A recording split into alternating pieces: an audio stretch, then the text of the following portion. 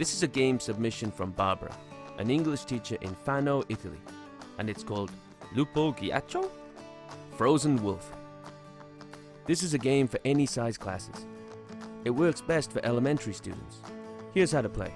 Create badges or stickers from the vocab from today's lesson and give one badge to each kid. Then say, the wolf is plus one of the badges. It's also fun to secretly choose a wolf, maybe by touching a kid's hand behind their back. The kid that has that badge is the wolf and has to catch the other kids.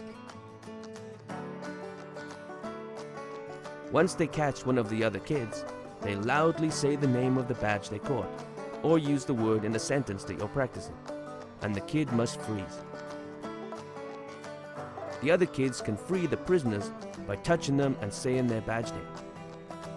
They go on like this until they catch the last kid.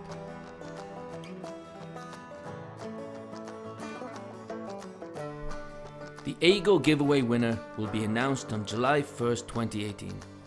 Winners are decided by which video gets the most views, likes and comments across all our media platforms over a 10-day period.